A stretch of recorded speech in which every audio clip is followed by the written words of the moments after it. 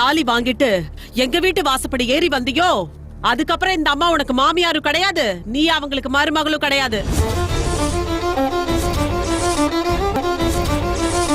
அப்புறம் உன் சம்பாத்தியத்துல கட்டின வீடு மட்டும் எப்படி உரிமையாகும்னு கேக்குறேன்.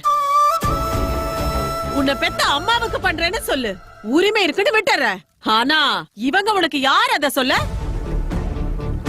பத்திரிக்கை கொடுத்து அழைச்சிருக்கீங்கல்ல, வரவங்கல எப்படியோ 4 நியாயம் இல்லாமையா போயிடுவான். வரட்டும், அவங்க கிட்டே நான் நியாயத்தை கேக்குறேன். உழைச்சு கொடுத்துட்டு வந்து நீ கொஞ்சம் வா, உன்கிட்ட தனியா பேசணும். இது தனியா பேசுறதுக்கு என்னடா இருக்கு? எதுவா இருந்தாலும் இங்கே பேசு. அம்மா, நான் உனக்கு கையெடுத்து கும்பிட்டு கேட்டுக்கிறேன், என் கூட வா. வான்றல்ல, வா. ஏய், வாமா. எங்கடா என்ன இழுத்துட்டு போற? நான் என்னடா பண்ணேன்? நீ பண்றது ரொம்ப தப்பு. சொந்தக்காரங்க, தெரிஞ்சவங்க, அக்கம் பக்கத்து ஆளுங்கன்னு எல்லாரும் முன்னாடி நீ என்ன பேசிட்டு இருக்க? கஷ்டப்பட்டு கட்டின வீட்டை இன்னைக்கு வந்து நின்னுகிட்டு எங்களுக்கு சொந்தம்னு பிரச்சனை பண்ற. இது உனக்கே நல்லா இருக்கா? கேவலமா இல்ல? இது பேசிட்டு இருக்க, பதில் சொல்லு.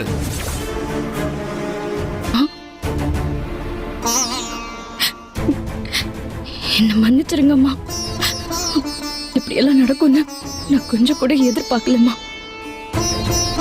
உங்களை இந்த மாதிரி ஒரு இக்கட்டான சூழ்நிலையில கொண்டு வந்து நிறுத்துறதுக்கு நானே காரணமாயிட்டேனேம்மா. உங்களுக்கு நல்லது பண்றன்ற பேர்ல உங்களுக்கு மறுபடியும் மறுபடியும் கஷ்டத்தையே கொடுத்துட்டு இருக்கேன். நான் என்ன இல்லாத பொல்லாதியமா சொல்ற? ஊர் உலகத்துல நாட்டு நடப்பதானடா சொல்ற? எது இன்னொருத்தவங்க வீட்டை எங்களுக்கு சொந்தம்னு புடுங்க பாக்குறதா? இன்னொரு தடவை அது இன்னொருத்தவங்க வீடுன்னு சொல்லாதடா. சொந்தமான வீடு என்னைக்கா இருந்தாலும் நமக்கு சொந்தமாக போற வீடு. புத்திய கழுவி உன்னை இப்படி பேச வச்சிருக்காளான்னு தெரியல. அடே, அப்பாவியா இருக்கலாம்டா, ஆனா இழிச்ச வயனா இருக்க கூடாது. இப்ப என்னத்தை ஏமாத்துட்டேன்னு சொல்லு. தானோ கஷ்டப்பட்டு ருக்மணி அம்மாவுக்காக கட்டி கொடுத்த வீடு, நீதான் குறுக்க வந்து இது எங்களுக்கு சேரணும்னு சொந்தம் கொண்டாடிக்கிட்டு அவங்கள ஏமாத பாக்குற. யாரு? நானு. பின்ன யாரு? ஆட பைத்தியக்காரா, அந்த குடும்பம் எந்த அளவுக்கு உன்னை முட்டாளாக்கி வச்சிருக்குன்னு இப்பதானே எனக்கு தெரியுது. நீயே மூச்சுக்கு 300 தடவை இது தனம் கட்டின வீடு, தனம் கட்டின வீடுன்னு சொல்றல்ல.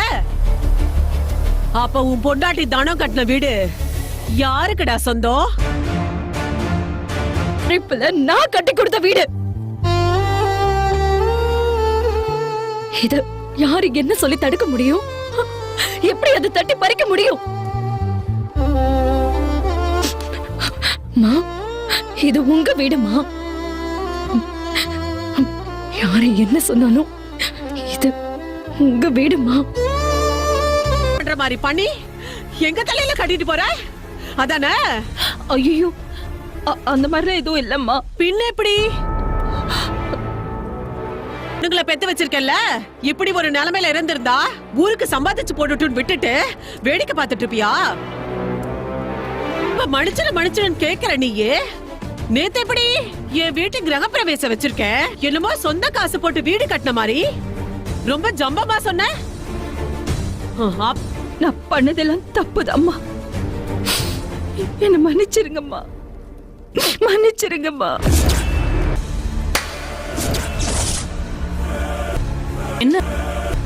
என்ன நீ வரவங்க எல்லாரையும் வாயில சிரிப்போட வரவேற்பீங்கன்னு பார்த்தா இப்படி கண்ணுல கண்ணீரோட யார்கிட்டயும் நின்னு கெஞ்சிக்கிட்டு இருக்கீங்க.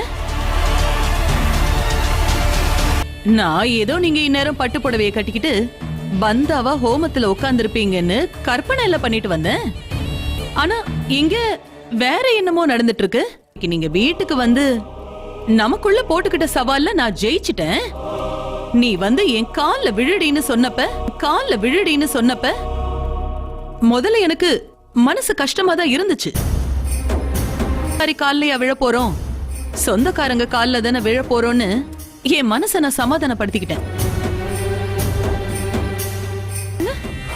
கிரக பிரவேசத்துக்கு போயிட்டு மொய் வைக்காம கை நினைக்க கூடாதுன்னு வெள்ளி குடம் கூட நான் வாங்கிட்டு வந்திருக்கேன்.